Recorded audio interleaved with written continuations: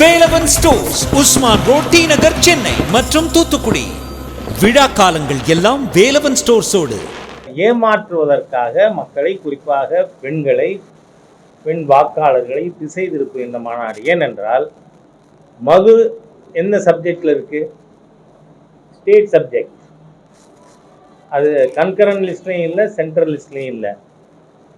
ஆகவே திறக்கிறது இவங்களாம். யார் திறப்பாங்க? Dravidian stock. அது திறக்கும், வியாபாரம் பண்ணுவாங்க. கள்ளக்குறிச்சியில் 65 பேர் இறந்து போன சமயத்தில் வெட்கமே இல்லாமல் இந்த ஆண்டு 1700 கோடி ரூபாய் டாஸ்மாக் வருமானம் அதிகரித்திருக்கிறது என்று தகவலும் தருவார்கள். ஆனால் அவர்களை வச்சுக்கிண்டு மது எதிர்ப்பார். இது ஸ்டேட் சப்ஜெக்ட். திறந்தவர்கள் மூடட்டங்கிறேன் நான். அவங்க தானே மூட முடியும். இவர் இல்லை, ஸ்டாலின் அவர்கள் திறந்துட்டு மதுக்கடை சாவியெல்லாம் இவனுடைய சென்ட்ரல் கவர்மெண்ட்டை கொடுத்துட்டு வந்துட்டாரா? பூட்ட முடியாதா? ஆகவே இது ஏமாற்றுகின்ற அரசியல் மோசடி மாநாடு, மக்களை ஏமாற்றுகின்ற மாநாடு, மதுவை ஊக்குவிப்பவர்களை காப்பாற்றுகின்ற மாநாடு. இது திசை திருப்பறதுக்கு இதில் மத்திய அரசாங்கம் கொண்டு வரணும்னு பேசுறதுக்கு ஒன்றுமில்லை. ஆகவே இவர்கள் திறந்தவர்கள் மூட வேண்டும். அதை சொல்லலேனா முதுகெலும் உள்ளவர்கள் நடத்துகின்ற மாநாடாக இந்த மாநாடை நாம் கருத முடியாது.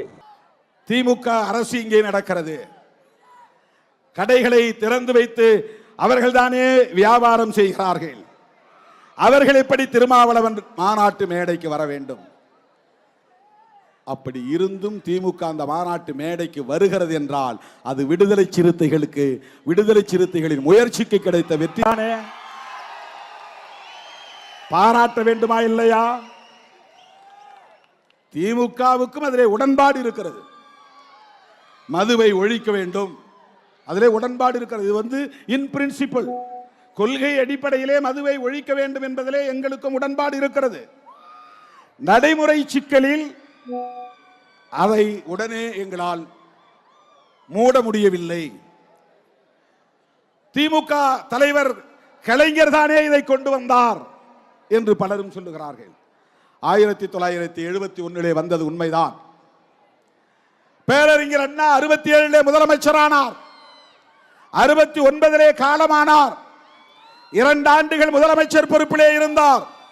அப்போது மதுக்கடைகளை திறக்க வேண்டும் என்ற கோரிக்கை எழுந்தது. மது விலக்கை ரத்து செய்ய வேண்டும் என்ற கோரிக்கை எழுந்தது.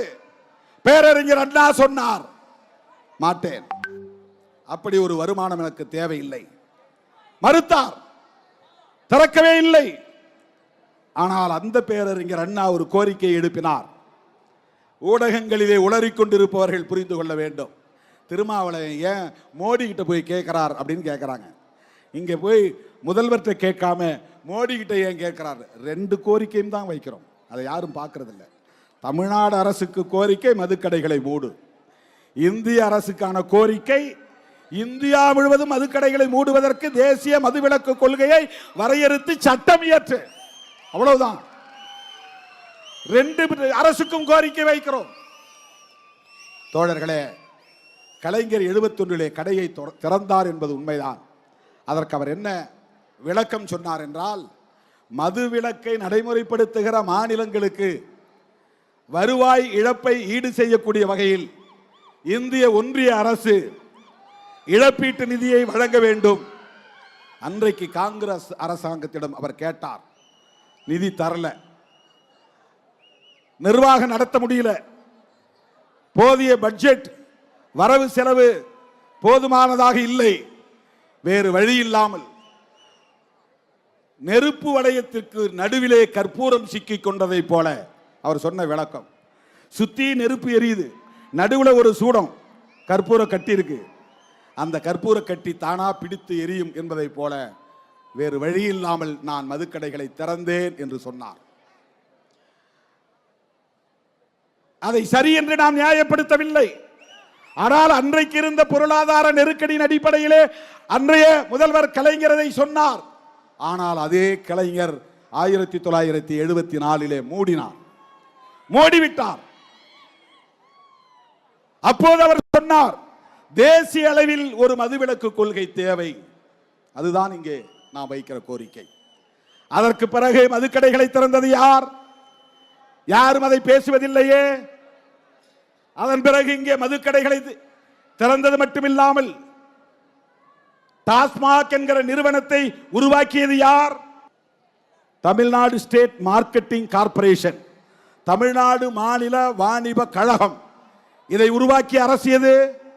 யாரும் இதை பேசுவதில்லையே. எம்ஜிஆருக்கு இதில் என்ன பங்கு? ஜெயலலிதா அம்மையார் இதில் என்ன செய்தார்? இன்றைக்கு ஆட்சி பொறுப்புக்கு வந்திருக்கிற திராவிட முன்னேற்ற கழக தலைவர் ஸ்டாலின் அவர்கள் வந்த பிறகா இந்த மதுக்கடையை திறந்தார் என்ற கேள்வியும் எழுகிறது. நான் டிஃபெண்ட் பண்ணி பேசவில்லை.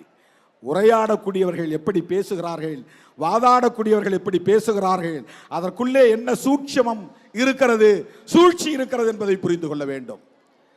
பேசக்கூடியவர்கள் யாரும் எம்ஜிஆர் காலத்திலே மதுக்கடைகள் ஏலம் விடப்பட்டன. ஜெயலலிதா காலத்திலே மதுக்கடைகளை அரசாங்கமே வியாபாரம் செய்யக்கூடிய வகையில் சட்டப்பூர்வமாக்கியது, முறைப்படுத்தியது. அது தொடர்கிறது, தொடர்ந்து கொண்டே இருக்கிறது. அது தொடரும் போது மு.க. ஸ்டாலின் முதல்வராகி இருக்கிறார். இவர் உருவாக்கவில்லை, இவர் புதிதாக திறக்கவில்லை. மூட வேண்டும். நான் அவரை தனியே சந்தித்த போது சொன்னார், எனக்கு என்ன மூடக்கூடாது நான் நினைக்கிறேனா? மூடணும் தான் நானும் நினைக்கிறேன். பதறி போய் சொன்னார். இப்படியெல்லாம் ஊடகங்களில் பேசுகிறார்களே, உங்கள் கட்சியை சார்ந்தவர்களும் பேசுகிறார்களே, மூட வேண்டும் என்றுதான் எனக்கும் பதைப்பு இருக்கிறது. ஆனால் நிர்வாக நடைமுறை சிக்கல்கள் இருக்கின்றன, பார்ப்போம். நான் அதை மனதிலே வைத்துக் கொள்கிறேன். இன்னொருத்தர் கேட்கிறார், திறந்தது இவங்க, மூடுறது அவங்களான்னு. பெரிய அறிவுஜீவின்னு நினைச்சிட்டு கேட்கிறாங்க. புதுசா பெரிய கண்டுபிடிப்பு. இந்திய ஒன்றிய அரசுக்கு பொறுப்பு இருக்கிறதா இல்லையா? வேடிக்கை பார்ப்பது மட்டும்தான் ஒன்றிய அரசின் கடமையா? 1954 பண்டித ஜவஹர்லால் நேரு அவர்கள் பிரதமராக இருந்த காலத்தில் ஸ்ரீமன் நாராயணன் என்பவர் தலைமையிலே ஒரு குழுவை அமைத்தார்கள். அதிலே 6-7 பேர் உறுப்பினர்களாக இருந்தார்கள். 2 பேர் எதிர்கருத்துக்களை பேசினார்கள். என்ன கருத்து பேசினார்கள் தெரியுமா? பழங்குடி மக்கள்லாம் தினந்தோறும் வேலை செய்யணும்னா அவன் குடிக்கணும். அவன் என்ன சொல்றான்னா, எஸ்சி எஸ்டி மக்கள் தான் கூட்டுறாங்க, தினந்தோறும் நீங்க போய் கூட்டிக்கிட்டு இருக்கீங்களா? அப்படி ஒரு பேரு இந்தியா முழுக்க. எஸ்சி எஸ்டி மக்கள் தான் கக்கூஸ் கழுவுறாங்க, தினந்தோறும் நீங்க கக்கூஸ் கழுவிட்டு உட்கார்ந்துருக்கீங்களா? இதுதான் இந்தியா முழுக்க இருக்கிற உளவியல். உழைக்கிற மக்களை, விவசாயம் செய்யக்கூடிய மக்களை கக்கூஸ் கழுவுகிற சாதி என்று 19 பெயர் சூட்டி வைக்கிறார்கள். எவ்வளவு பெரிய அயோக்கியத்தனம் இது! பறை அடித்ததால் தான் பறையங்கிறான். ஊர்ல எத்தனை பேர் பறை அடிக்கிறான்? அது அயோக்கியத்தனம். இது ஒரு ஊர்ல 1-2 பேர் தான் பறை அடிப்பான், வேற யாரும் அடிக்கிறது கிடையாது. யாருக்கு அடிக்க தெரியாது. ஊர்ல 1-2 பேர் ஆண்டை சாதிகாரம் வச்சிருப்பான், என் வீட்டில் பணம் வந்துச்சு வந்து அடிச்சுட்டு போவான். இப்பெல்லாம் அது எவனும் போறது கிடையாது. பிறந்த உடனே எல்லாம் கண்ணு முழிச்சதும் சென்னைக்கு வந்துடுறான், பாம்பேக்கு போயிடுறான், நாக்பூர் போயிடுறான், டெல்லிக்கு போயிடுறான். நீயே உன் சாணியை அள்ளிக்கடான்ட்டு போயிடுறான் அவன். நீயே உன் பணத்தை போய் புதைச்சிக்கோ, நீயே எழுது சொல்ல போ, அப்பதான் உனக்கு புத்தி வரும். இப்ப 10 ஆண்டுகளாக இது இது திருமாக்காலம் என்று பாடல் பாடுகிறோமே,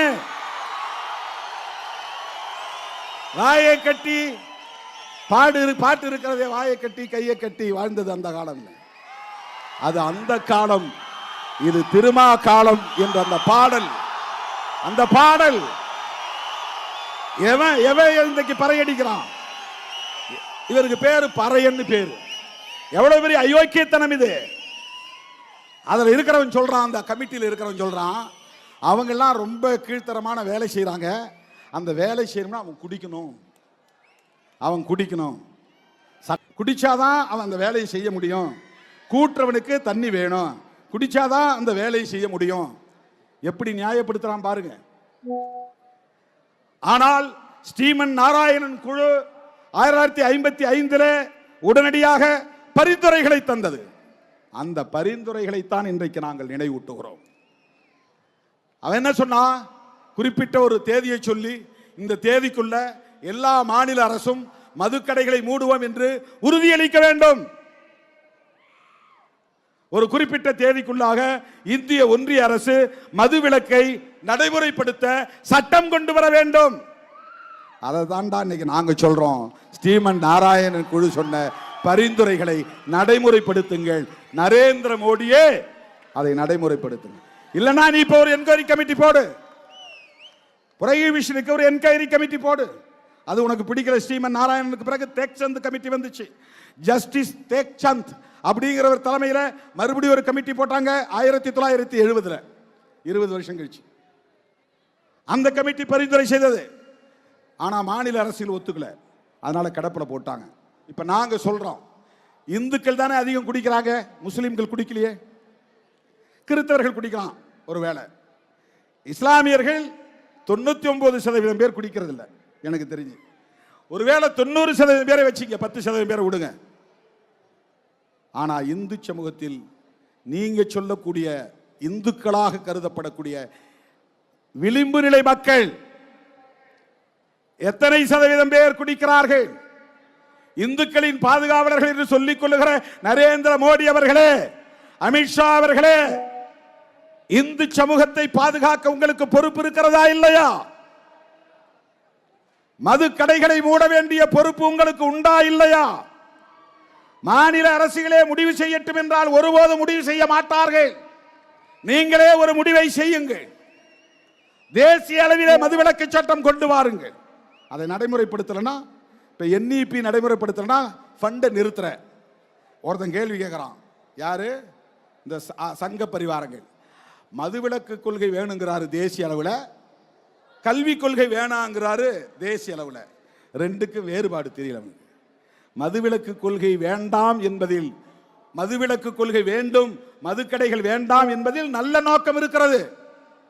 தேசிய கல்விக் கொள்கையில் தீய நோக்கம் இருக்கிறது. நீ சனாதனத்தை திணிக்க கொள்ளைப்புற வழியாக வருகிறாய், மும்மொழி திட்டத்தை திணிக்க கொள்ளைப்புற வழியாக வருகிறாய். அதனால் எதிர்க்கிறோம். ரெண்டுக்கு வேறுபாடு இருக்கு. இதுல ஒரு தீய நோக்கம் இருக்கிறது தேசிய கல்விக் கொள்கையில், இதில் நல்ல நோக்கம் இருக்கிறது மதுவிலக்கு கொள்கையில்.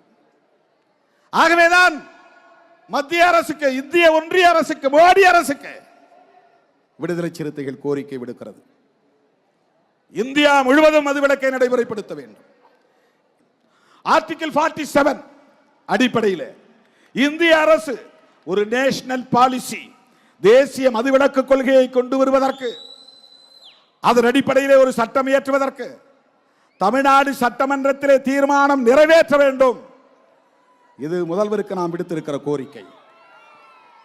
இதையெல்லாம் யாரும் பேசவில்லை. சராசரி அரசியல்வாதியாக நம்மை எடை போடுகிறார்கள். நான் சொல்ல விரும்புகிறேன்,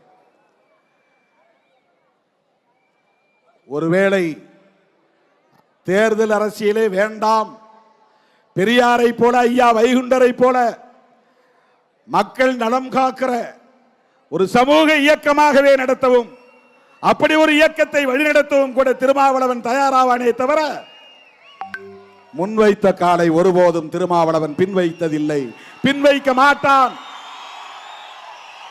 எனக்கு அந்த தேவையில்லை. எனக்கு என்ன பயம்? என்னுடைய கைகள் சுத்தமாக இருக்கிறது, என் கைகள் சுத்தமாக இருக்கின்றன.